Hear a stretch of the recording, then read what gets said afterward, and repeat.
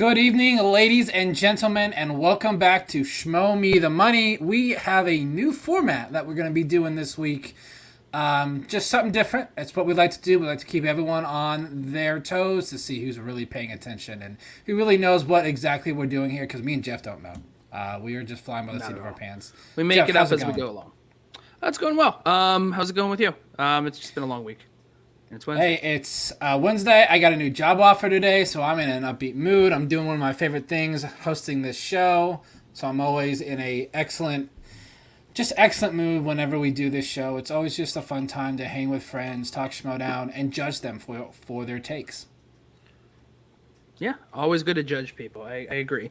Why don't we just start bringing? Why don't we bring up our two returning competitors here for our special episode here? First up, we have the returning champ here from her episode.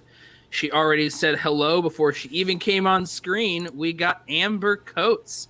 Amber, how are you doing? I am doing absolutely fantastic, and I'm ready to smash. Let's go. Oh, absolutely. You excited to come back now and see if you're able to beat out the other guy again, or that other guy? The other guy. The other guy. Yeah, I mean, we've been real excited for this match because after I won, he couldn't let it go. He kept coming at me and being like, "Man, you won by 1 point. You won by 1 point." And I was like, "All right. I mean, if you really need to rehash this, I guess we can do this. It's fine. Mm-hmm. It's great. Cool, whatever. But, yeah. I'm here for it." Absolutely. And the other guy that we keep referring to as the other guy, it is from the Pajukin himself. It is Maxwell Haddad. How are you doing, Max? You keep talking about Let It Go, Amber. Are you going to sing some Frozen to me? What's up? Yeah, except it's not going to be Let It Go. It's probably going to be Show Yourself, you freaking loser. I'm going to fucking beat you. That's how this is going to go. Look, show yourself. Win again. Then we'll talk. I will. Well, we got a slightly new format today, so really we're going into the unknown. Special. See, look at that. Hey, and just be careful because we wouldn't want anyone to get lost in the woods. Yeah. Yeah. Is the next pun going to be do the right thing? Like, let's just move on there. Let's go. Something. Do you want to build a snowman? Anyways, so. Oh, sorry. I had a moment. Thanks. So for those of you that have yet to watch this show, the way that it works is we are a Schmoedown Aftershow where we bring on people to talk about Schmoedown matches from the previous week.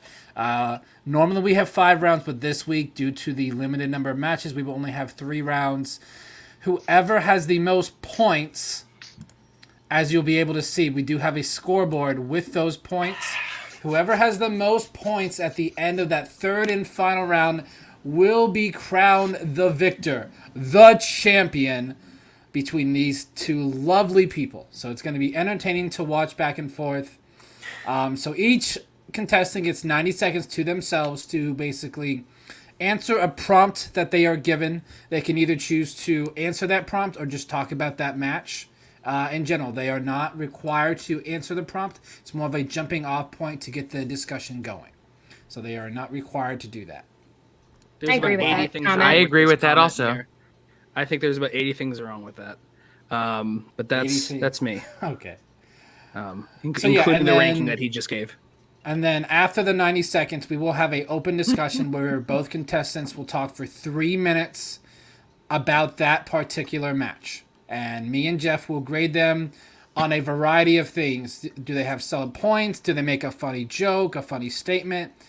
It's really anything that we find is useful. You're giving way too much into like how we grade points. We grade points because of how we feel at the time.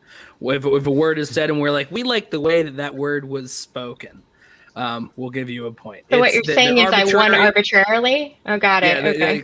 The win is totally arbitrary. It means nothing other than bragging rights. And that's it.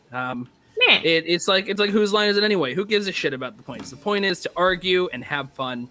And Brandy is right here. Lately, this channel has been a home to wing discussion on this show. ever since Thomas Harper and Lacey Gillerin came on to argue about the benefits of boneless versus bone-in or traditional wings. And ever since then, players always seem to have their own opinion. By the way, traditional wings or boneless? How do you guys prefer your Traditional drums. Traditional. Good. Flats. traditional? Okay. Good. All right. Good. flats. I will take all the Flats. drums. You can have the flats, and this is how this friendship works. There you go. I'm a drum person as well. Buck, what do you like? Do you like flats? I don't think I asked you the difference. No, I just make sure that they are traditional wings. I don't care what type of traditional. All right. Oh, Cool. I respect that to a certain degree. I wish that you'd be able to distinguish which one you like more, drums or flats, but maybe one day. You know, we have a lot of life to live. So I but haven't anyways, had wings in a very long time. Why? You need to fix that. They're delicious. I had wings like 2 days ago. There you go. I don't go out to eat unless it's fast food lately. I So- GoPuff, Grubhub, Caviar, DoorDash, Postmates it up. With Whenever my I have wings, they're basically fast food. What are you doing with your life, Buck? That's not what we're here for. getting a That is new not- job, Amber. Congratulations, Buck. Oh, yeah. I appreciate it. Now, Yeah. moving on to our first topic, a highly touted rookie had their season debut in Thomas Harper against a veteran of the league in Adam Witt. Thomas Harper was probably one of the most overly talked about rookies coming out of the draft from being from Dragon Con. With all the hype that was surrounding his potential. Amber, was this the most impressive rookie debut we have seen this season? So, Thomas Harper went 19 of 19 questions in his match. He literally had a 100% accuracy. Yes, when Let's Get Ready did our slate of who we were picking to see, who we were looking forward to seeing in this season, I literally said Thomas Harper was my go-to, and I am not disappointed. This man owned. And let's be real, Witt did a great job. So I can't take anything away from him. However, Harper knew every question. He knew the deep dives. He didn't even take time to have to think about things. He had them all already down on the board. He was already ready with answers. There were no bait and switches. Bateman and switch, I guess. So basically, Harper's coming out and he's bringing it in all of his matches. I can see it for the rest of the season. He's going to hold the belt. There's no disputing that, in my opinion. Watch out, Andrew DeMolanta. However, it's one of those things where you can see the game on his face and how hard he plays and how much he knows, and he carries himself accordingly and to a plum. He's absolutely professional about what he does. He's great at cutting promos. I think he is living up to the hype, and he's doing a great job as a competitor in the Schmoedown, and even more so Star Wars, where we have a stacked house full of people who have a lot of talent, but now the Dragon Con players are lifting that talent up and making it shoot through the sky. Thomas Harper is where it is, and he's the future of the Star Wars division. That's what I have to say about that. Solid points there. Perfect timing.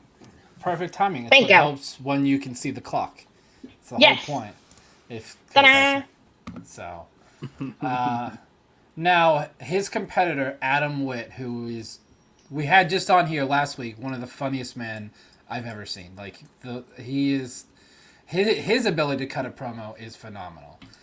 If anyone caught last week's episode, there's a moment where he derailed the entire show and had Robert Parker do a literal spit take with something, and it was one of the funniest things I might have seen in the last year. So he's so funny. He's great. Just wanted to plug that. Anyways, keep going. Yeah. So with this match, Adam Witt goes to 0-3 in Star Wars. He's also 0-3 in team, so that gives him an overall record of 0-6 throughout the two divisions. Maxwell, is Adam Witt the best competitor in the Schmoedown without a victory? Yeah, so I'm glad you asked that prompt because that was basically how I was going to go off starting to talk about Adam Witt. Let's not ignore the fact that arguably he's one of the most significantly entertaining people in the Schmoedown. His ability to cut a promo, his ability to tell a story, his ability to crack jokes. Him and Preston together are fantastic, but Adam Witt on his own, and plus that beard, he looks so good with that beard. That's like a glow up. Like bearded Adam Witt, much sexier than beardless Adam Witt. I just got to put that out there. But I mean, he had a 88.89% accuracy on this match, and he still lost. He scored 28 points in a Star Wars match. He would have beaten just about anybody else in the Star Wars division. He just happened to face who I am going to think of as the Star Wars Terminator. Until Harper falters, he's going to go perfect. His militaristic approach, his relationship that he had with his manager, I loved it. I loved the way he was throwing in phrasing about, General this, General blah, blah, blah, calling him Colonel Carrots. That was delightful stuff. But I feel bad for Witt. Like, I'm super empathetic because he clearly knows his stuff. He's prepared. He's smart. He's entertaining. But he just keeps getting the short end of the stick. He reminds me of someone like Whitney Seibold or Hoyk, who clearly have such a breadth of knowledge. But sometimes it just comes down to luck of the draw, who you're faced against, what the matches is. And I have to give Witt credit. I would have been scared to face Harper considering his reputation coming in. Witt is not a rookie, and he said, you know what? I'm going to put up or shut up. I will take him on. So for that as well, he deserves significant admiration and kudos. Awesome. Some excellent points there. I'm glad that me and Maxwell are on the same page, knowing exactly what needed to be discussed in this match. So now we have our 3 minutes of open discussion.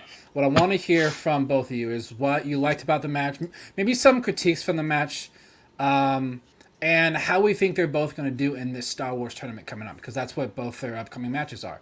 I believe they're on opposite ends of the bracket, so there's a chance that they could meet there for the championship. Do you want to see that, or do you want to see them face someone else in the championship? So I would love to see them face again, but I don't know if we're going to, because I think that there are other Dragon Con players on the other side of the bracket. And we have already seen Marie kill it in her match. We haven't seen Zach, but I know that he's probably going to kill too, because he has a lot of breadth of knowledge. I think the biggest piece is, I have a feeling, like I said, Harper is the future of the league. Not to diminish any of the other Star Wars players. They are great at what they do. But I think that breadth of knowledge is going to be what carries the league from here on out. So, I mean, you're going to see a lot of stomping by these three players, and everybody else is going to have to elevate their knowledge to match up and kind of meet wits with them. Har har, puns intended. Yeah, I mean, I think Witt has a decent shot of doing well in the tournament, particularly because he's not having to face Harper again right up front. But the Star Wars division is as stacked as it's ever been. Let's not ignore Laura Kelly, who I think is on a path towards a potential belt. Let's not ignore agreed. Gold Leader. Gold Leader has been super, super impressive thus far, and I expect good things from him. And then we have the other Dragon Con players. I'm going to be honest. Prior to this season, although I still enjoyed it, the Star Wars division was probably my least favorite of the divisions, just because to a certain point, after you see the same person win the belt over and over again, it's nice to get things shaken up. And I think the team behind the scenes, Christian and Mark and everyone at Skybound, et cetera, has done an amazing job of bringing in fresh new talent to the Star Wars division that we need, so that these tournaments and the belts going forward is going to be really thrilling. And look, if after all of this, Alex Damon can get his belt back, then truly he's the greatest of all time, because he has arguably the most significant amount of competition he's ever had to face, not only in past competitors like Laura Kelly and Dee Malanta, who are at the top of their game and just getting better, but rookies like Harper and Gold Leader and Lacey Gillerin, who are here to be like, oh yeah, I want to bring up the fact game. Also that Alex Damon is a former Dragon Con player himself, and he's absolutely fantastic at what he does. He knows how to bring the heat.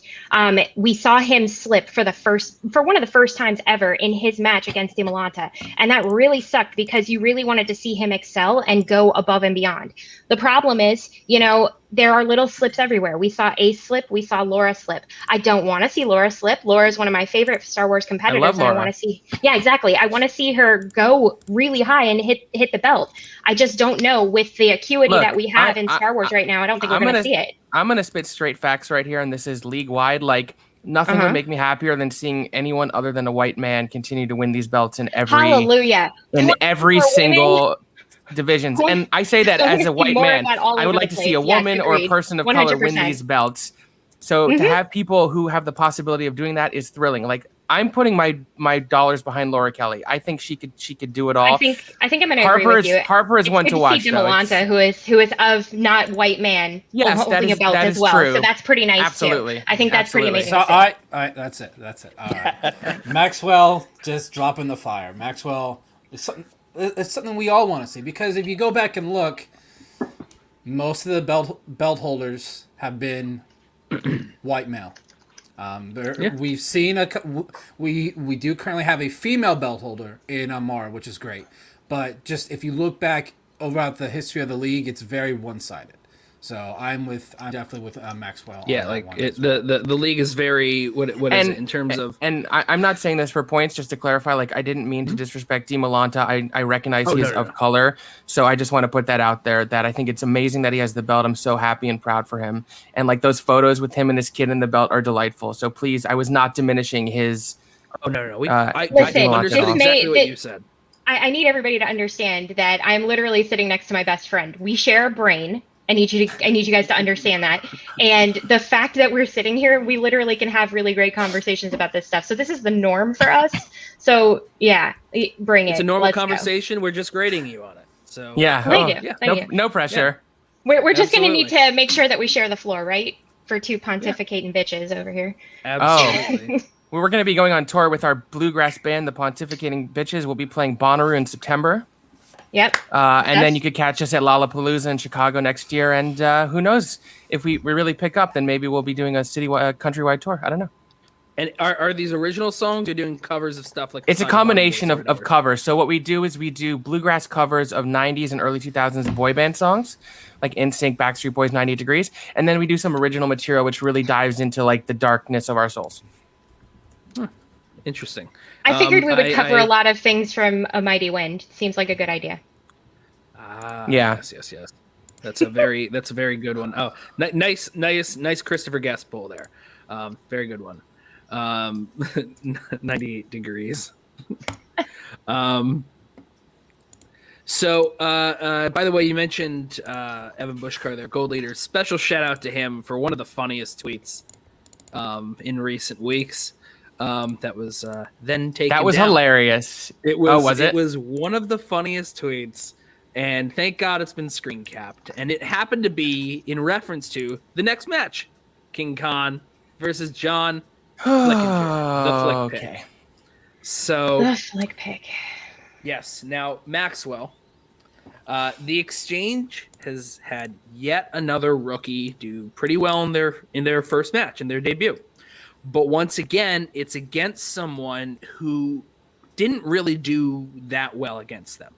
So some may say that the Exchange's rookie was very good, but it's more a critique on how poorly the other one did than how good the Exchange's rookie did. How much longer do you think Gucci and crew have before his rookie roster really needs to start actually proving themselves?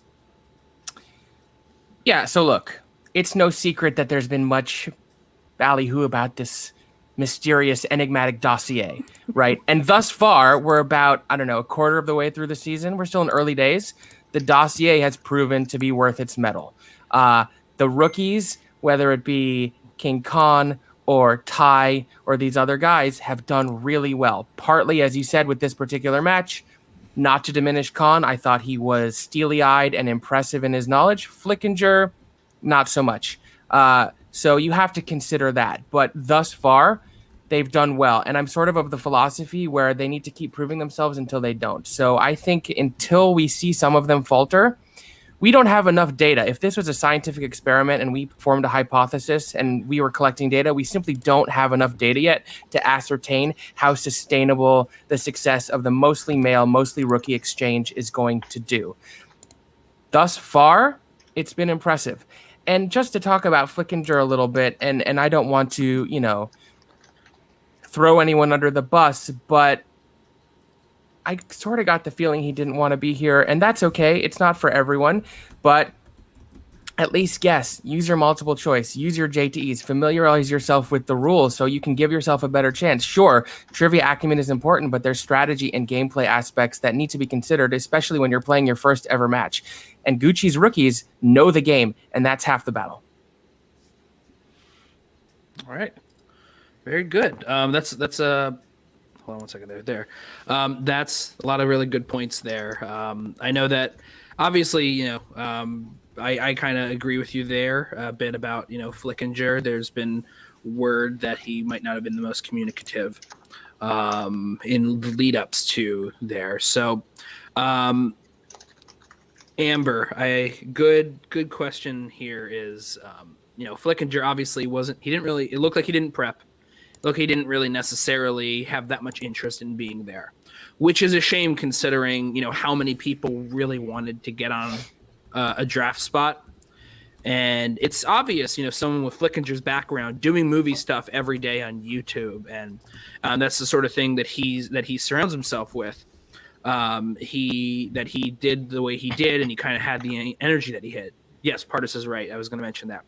He didn't end up having his own promo either.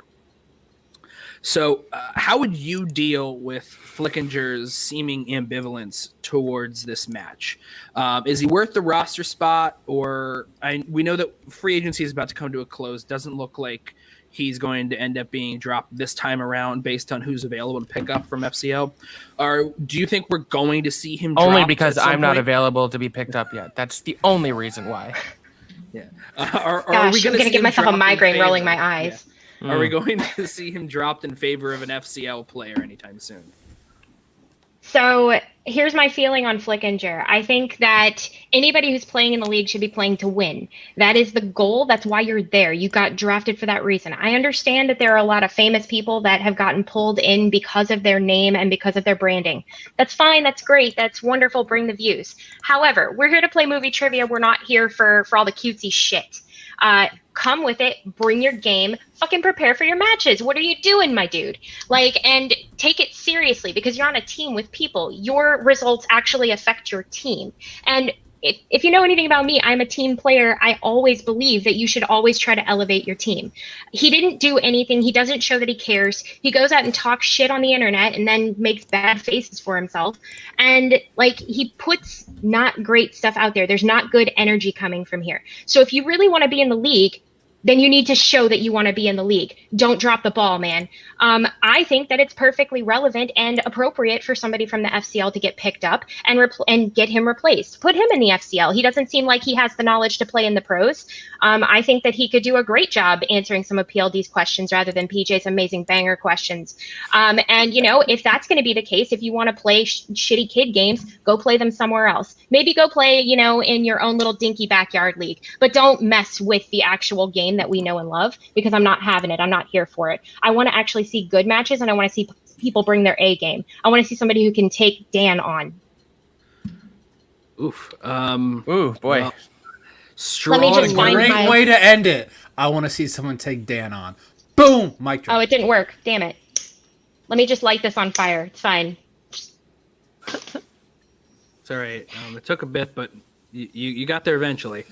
Yeah, normally I do. Always believed in you and your lighters. Thank you. I never actually. It's spoke about dying, your so I lighters mean, before. I know my life. It's so I guess in the end here we had a match of two rookies. One did well, one didn't do so well, and Flickinger is going to end up sticking around probably for at least one more match, and perhaps he does kind of shape himself up. So I mean, this is a time period with the crosstalk. Just general thoughts about the match, how you think King Khan did based on the amount of hype that Gucci and others have kind of put behind him, and what you might want to see next for both him as well as Flickinger, who he might need to go up against to kind of show that he's actually worth keeping around still. And just a reminder, you guys were really good last round, but just in case, you guys each have one mute you can use during the crosstalk as well. Okay. Just want to let you know, and have at it. So, I mean, let's be real. Khan had an accuracy of 85% compared to Flickinger's 60%. He literally came to play, as I said. It's one of those things where, he answered maybe, I think he was asked 14 questions. He answered 12 out of those questions, whereas Flickinger answered 9 out of his 15. So, I mean, the game is movie trivia. It's not, hey, let me come here and pretend to guess. You also need to use your JTEs. You need to use your resources wisely. If you're not doing that, then you're missing the scout rules right there. What are you doing, man? You came to play. You're not messing around. As for Khan, he is actually really good and living up to that whole rookie hype thing that's going on, or that's been going on. I mean, like I said, the dossier is probably written on toilet paper, but it's fine. I'm sure somebody's going to come into my DMs Look, for that one. I think this match is a great example of how it doesn't matter where you come from. It matters when it's time to play if you could prove yourself. Yep. I mean, with all due respect, King Khan has, 50, 60, 70 Twitter followers. No one knew who he was, whereas Flickinger is a well-known pundit and reviewer in the movie space. So he comes with fans, he comes with baggage. He had a better camera, a better setup. None of that matters.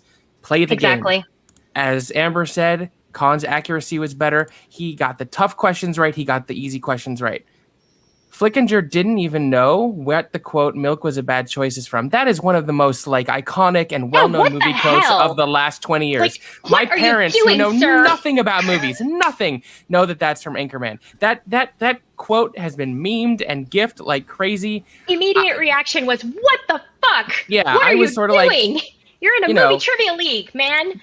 So, you play to win. The match definitely felt very one-sided to me. It would be easy to say that Khan only won because Flickinger did poorly, but really, respect to King Khan. I think he played a beautiful game. I think he's just another exciting rookie, and I think we're going to see good things from him. Maybe my favorite rookie we've seen from Gucci so far, at least. Because other than Gold Leader, I would say. Yeah. Sure, in singles. Well, what surprised me about King Khan is that he had a pretty well-formed character too. He had a perspective. He had a point of view. He approached things, like I said in the prior 90 seconds, with a steely exterior that I found really impressive, really on point. So he came to play and he handled himself with grace and aplomb, to use Amber's word. It's very clear that they know what they're doing, and I think that the entirety of Finstock has helped build their team pretty well. They're preparing together. They're building everything together. They're making sure that their people know what they're doing. And King Khan knows what he's doing. He's still green. He's still fresh, but he's getting there. And you can see it in the gameplay on this match. I think that he's wonderful, whereas I think Flickinger should go to the FCL or maybe another league that's not here. And I can't wait to see Khan's time. I was like, oh. This is very close. You guys are very good at being very close. That's how we roll. That's how they do it, right? It's how it's done. How it's done. Whew. It's like we got Jake. We got a lot of fans in the chat here. Aw, Jakey. Fuck, we talked about this. We talked about it. I will click the things now, unless you want to click them. Just tell me. It's okay. We click them at the same time now, so sometimes, if we click them at the same one, then they end up just not going up at all. That's really funny. That sounds like something that would happen to me. Yeah. But it's going real well. Oh no, 1 point. Not again. Well, we're not at the end yet. It's fine. No, we still got time. We got time. Yep. It'll be 1 point in the other direction. No, I'm joking. We're going to see what happens here. Now we're on to the third round here. The third and final round. Remember, today, it's only 3 rounds, guys. 3 rounds, winner take all. We have, because there's only been 3 matches, and there's not enough news to try to have a whole nother fucking round about something. So, that's what we might do in the future. Did just tweet out that the dungeon is not making any moves, so the free agency period is over. What did I tell you? Yeah. So I don't know why you have it so early, 2 months into the season. There's still so many people that haven't had matches. So you can't, what are you gonna do? Drop Flickinger, which you probably should have, but who knows? Yeah, well, we'll see. Anyways, not outspoken with my beliefs at all. So the third and final match from last week was Lon Harris versus Drew Mcqueeney. Mcqueeney making his return to the Schmoedown after retiring at the beginning of Team Max Bear. We have a team name, Max. That's great, fantastic. Max, you can have Max Bear. Or you can have Amwell. Yeah. I'm going to ride the fence. Thanks, well, that's Mr. Wingblade. Entertaining. That's what she said. Moving on. Yeah, so Amber. So Lon Harris makes has a singles match here. His previous teams match with Final Exam, he struggled in round 1. He did not have a very good round 1, which was the major difference in the match of Final Exam, losing to Shazam. But in this match, we saw the kind of potential player that Lon Harris could be. Someone that could eventually challenge for a singles belt. Which one was a fluke? This match or his team's match? This is my round, right? Yes, this is Amber. Let's see. So I'm like, I got asked a question. Sorry. So I don't think any matches were a fluke. I think that Lon came to play, and I really think this is the weirdest part. I think Mcqueeney had a little bit of ring rust. I think he hasn't been on the screen for a little bit, and he's had a rough time. The last match that he played wasn't one that went his way. So I can see where, Lon really kind of came to perform, and he's been playing alongside Paul for a little bit. And I mean, it's really easy to say that, if rust can shake off of you, then a little bit of magic can shake onto you. So I think he's really had a good backing with Winston and with Swag. And I think that's helped him come out and play harder and better. It's one of those things, like, I kind of feel bad because we know that Mcqueeney is like one of the major players of the game, or was at least. I mean, he's going to be again. It's just he had a really rough match. And if you don't know romance, don't stick on romance. But that besides the point, I mean, Lon has started to like really up his game. You've seen it in the teams matches. You've seen it in his random rare singles matches. And I'm really excited to see that, he came out and came to play on that match. He did a really fantastic job, to be quite honest. So I was really, really impressed with that. Like I said, I really love to sit with accuracy, and, he did a great job and had an 87% accuracy. So it was a really good match. I'm really impressed with him this season, and I want to see more. Oh, I definitely will. Because if you win matches, Christian's going to give you more matches. It's just the way that it is. So getting that win, I think he's very close. Maybe 1 or 2 wins away from a number 1 contenders. Because right now, the path to a number 1 contender is a absolute mess. Because there's so many competitors. There's like 4 or 5 that like could be in a number 1 contenders match. So I'm curious. I believe he said on stereo or something that Kevin Smith is getting a number 1 contender match because he's won 3 in a row.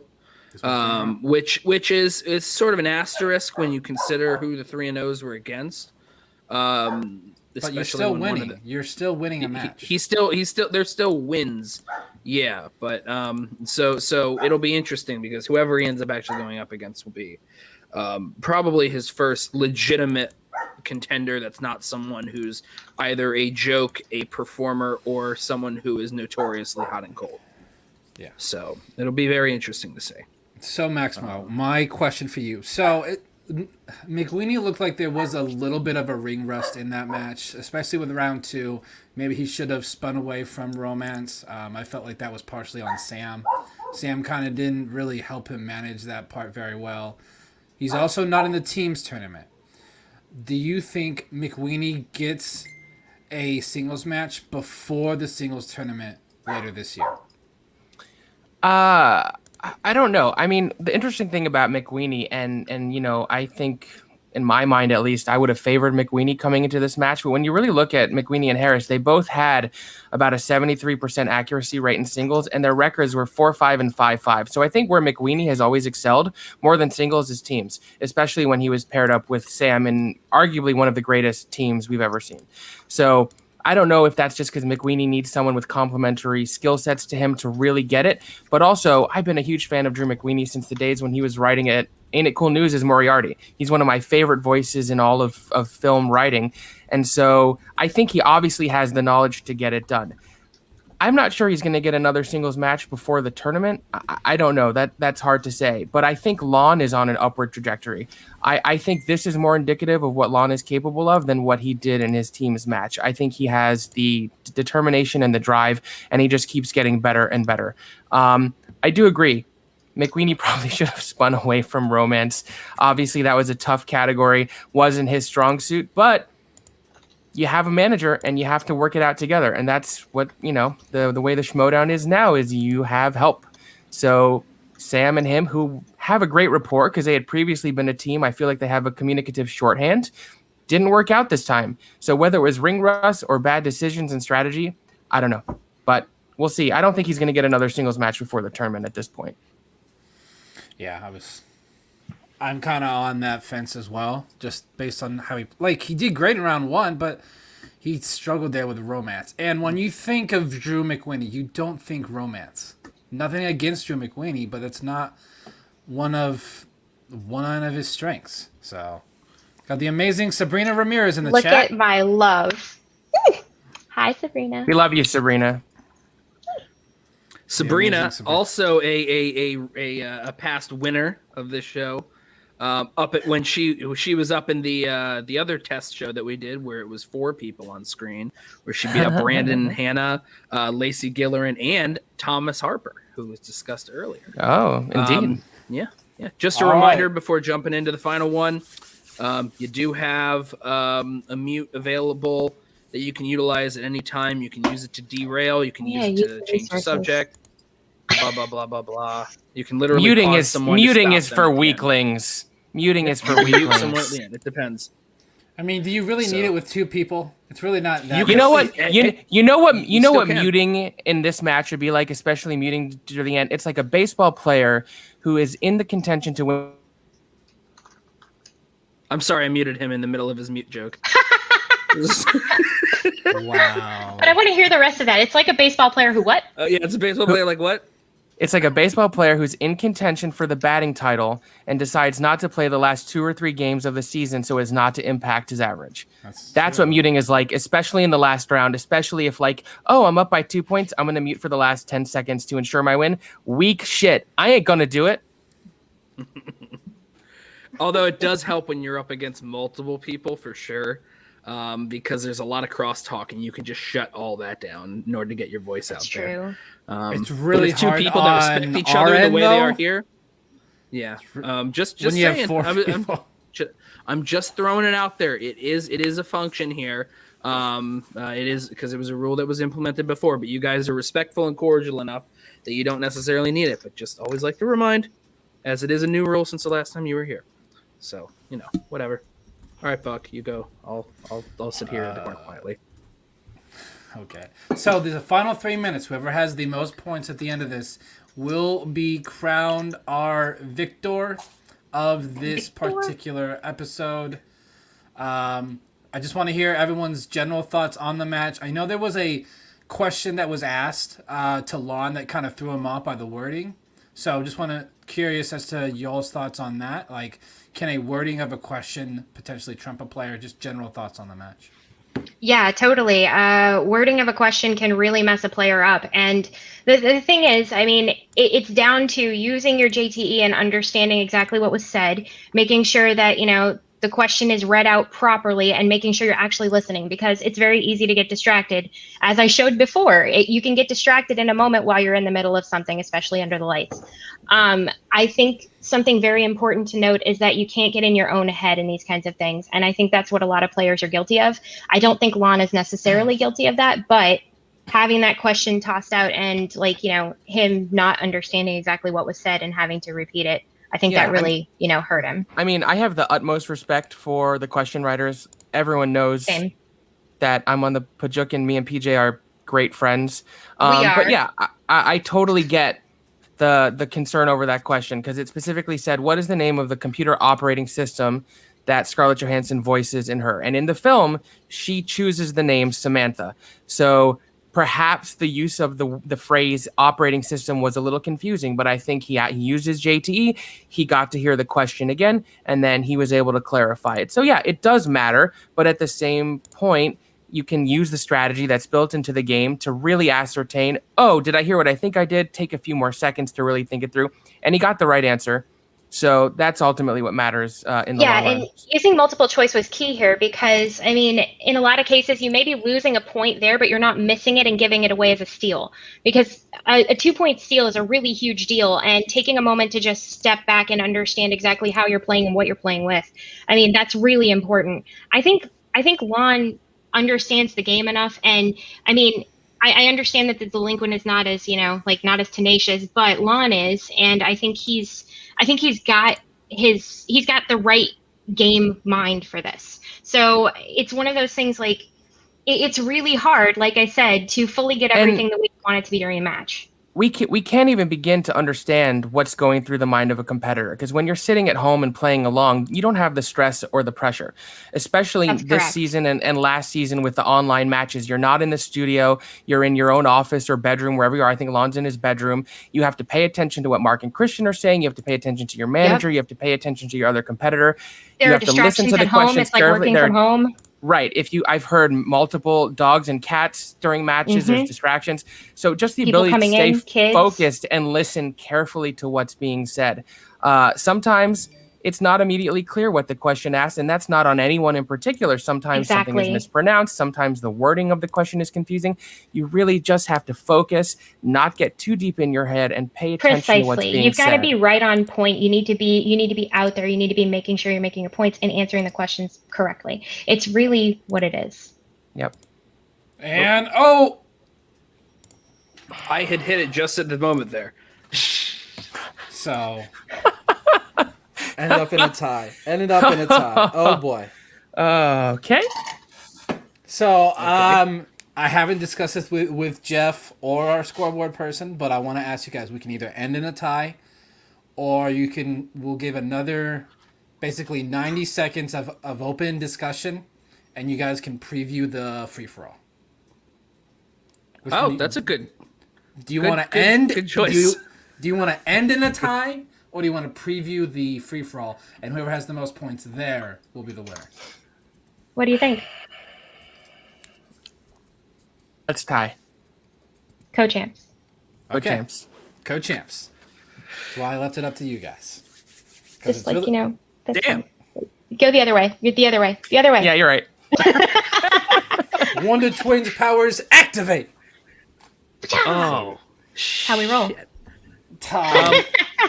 Buck, thank you for thinking quick on your feet there when it came to what to do in a tie there, because I just saw that and my mind went, fuck. You're like, again? Because we had a tie. The last time was just Sean Sullivan corrupting the show because Sully is very good at corrupting everything. That's very true. Did you hear about that when he forced a tie? Yeah. Yep, I watched it. Oh, okay, cool. Amber, did you hear about it? I or watch see your that? shows, guys. Come on now. I didn't know, I hear just about it. saw- Tell me more. Okay, so Sean and Chance Ellison made it to the final round, and Sean had about a glass or so of whiskey per round. Yes, and he so did. by the final round, they're very Sean close. and whiskey, never. They're in the high 190s, right? They're at, I think, 198. And at that point, there's about 30 seconds left. Chance might be able to overtake Sean. And then Sean says, Chance, wait, we're tied. Stop talking. 30 seconds. And for about 30 seconds, there's silence as the timer goes. And we thought at the very last moment, one of them was going to say something and win. But no, they stuck to the bit and they tied afterwards. Look at that. Nice. See, this So one is better. This is a legitimate tie in the second effort in Schmoe Me The Money history. I would This say is a legitimate tie. A legitimate tie, okay. As opposed to what Sean Sullivan did, which was Okay. So, I mean- do we get to say that we're better than Sully? yes. Oh, I knew that Yeah. regardless. I didn't need this to tell me that.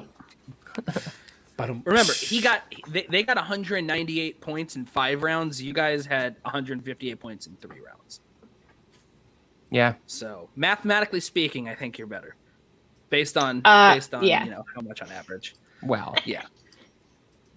So Fabulous. I can't speak Absolutely I can't fabulous. speak to how much better because he's not here to defend himself. But I think that mathematically speaking, you are better than the host of Show Me No. look, if you want to have me on again to go up against Sully, it would be my pleasure. Absolutely. I would Are you love to fucking be in the kidding? audience for that. I would love to be like, Team Maxwell. Sorry, Sully. That would be an incredible one. We definitely have to have that book down the line for sure. But this was great. This was a lot of fun. I really like this idea of when there's only 3 matches to try to do head-to-heads instead of three people. It's also a hell of a lot easier for schedule to just work for 2 people. But we thought when we saw this happen, we thought, oh my god, this is the perfect opportunity to have you guys back because I know how much you wanted to go at it again. However, I do think that in the future, when we have a 5-rounder again, we should have the two of you come back to dominate whoever the third person is. PLD. Okay. PLD? Oh, I would destroy PLD in my pinky. Oh, PLD's going to use some excuse like, I don't know, I work for the FCL now or something. So do I. Yeah. So, yeah, I mean, I don't. He's just right. He's just trying to write questions that you're already going to get right. So, I mean, yeah. By the way, Max, I got a question. Do you have a fan on, or does your hair just naturally blow like that? I'm like Doctor Strange. I can do it with my mind. No, I have a fan on. Kick ass, Seabass. But it looks good, though. It's like a perpetual does. shampoo Like- commercial. He's softly There- wafting in the breeze. There's definitely context behind this here. Zach's least favorite turtle is Donatello. So, anyways, this is really great. I'm really happy that you guys were able to make the time to come on. I know that, the world's crazy. Life's got a lot of stuff thrown at us, but this was a lot of fun. And yeah, I guess there's nothing else really other than plugging shit now. So Woo! Amber, where can people find you, and keep the descriptions of everything you do under a minute? Jesus Christ. All right. Well, Takara Kanashi on Twitter, Instagram, Letterboxd, Stereo, Twitch. Let's Get Ready Network, the gold standard, talking about the FCL, Falcon and the Winter Soldier reviews, and the Night Sisters with Fedora and Adelia. I'm on Video Drews Network as a mod, Discord, sometimes doing quizzes, yay, telling Garth to pick that name up. And the PJ Campbell Network is my other home. So yeah, this is a network off. Thank you. Yeah, I was. That was under a just trying- freaking minute. I know. I was joking. I was just plugging LGR in the original tweet because I knew I was already going to tag the Pajukin with Maxwell. So I thought maybe if I tag more stuff, it'll get more eyes on the tweet. It was. Just I mean, that's promotion. that's a fair statement. It was just really funny. I love to give you guys shit. Oh, yeah. But It's I'm surprised of you didn't course. put the timer up while I was doing this, just to see how it went. Unfortunately, Zach wasn't as quick to it as I thought he would be. So, but I don't expect there to be a timer here for Maxwell. Maxwell, where can people find you other than in Brooklyn? You can find me on Twitter at Cinemaxwell, Instagram Cinemaxwell Inc. Earlier today, I was on Fantasy Film Fights, so if you haven't watched that, go and check it out. Tomorrow night, I am the guest on Music, Movies, and Mayhem over on Rachel Silvestrini's channel. You can find me, as always, on the PJCN, where we do stuff like watch-alongs, the Sunday Unwind, Falcon and the Winter Soldier reviews, etc. And you can find me competing in the First Class League sometime in the near future. Awesome. Very cool. Buck, where can people find you? Find me on Twitter and Instagram at BrandonBuck88. You'll be able to see everything that I'm doing there. We got this channel, which we have a smack load of content here the next few days. We have a lot of stuff packed. Tomorrow we have our family show where we're going over the Fate of the Furious. That will be tomorrow at 6:30 Pacific, 9:30 Eastern. And then Friday, we have a double whammy. We have Falcon and the Winter Soldier, episode 6, so the finale. I don't know if it's going to be a series or a season finale. I'm hoping a season finale. They're competing for drama, so their season. There's been. Yeah, I think so. They're not competing for a limited series. So we have that at 5 p.m. Pacific, 8 p.m. Eastern Standard Time. And then also later that night, we have a Mortal Kombat movie review. Did we get the thumbnail just in time? We did. I got it during the show, so I threw it in there. surprise for me. Ooh. That one will be at 8 p.m. Pacific, 11 p.m. Eastern Standard Time. So a lot of stuff. And as all of you Schmoedown fans know, this Saturday, starting at 12 p.m. Pacific, we have the free-for-all. Me and Jeff will be going live after the free-for-all at 6:15 Pacific Standard Time, 9:15 Eastern Standard Time, where we will be recapping what is my favorite event in the Schmoedown, and that is the free-for-all. Yeah. Yeah, we know that there's all sorts of stuff that's happening after the free-for-all between LGR and Spin from the Reel, and I know Action Industries is doing Root of the Question and all that stuff. So we're assuming that the free-for-all ends at about 5 Pacific, so or a little before that, so or like 4:30 Pacific. So we're giving some buffer before we hop on, because we do want to talk about it. We might have some people stop by, but it's going to be a lot of fun to just kind of talk about it and just share our excitement in this. And yeah, you could find me here at GEOFF1106. Those are some letters and numbers that when put their powers combined, you find my Twitter account. You also can find me in Philly if you ever are, passing through. So yeah, that's it. As always, everyone, thanks for coming on. Amber, Maxwell, as always, it's so great to have you guys on. Thank you for having me. And talk. It's was always fun. such a pleasure. Everyone in the chat, thanks for tuning in today. We really appreciate it. If you have not subscribed to the channel, please do that. Like the video, leave a comment as to what you thought of today's event that we had. We would really appreciate it. We will see you all next Tuesday.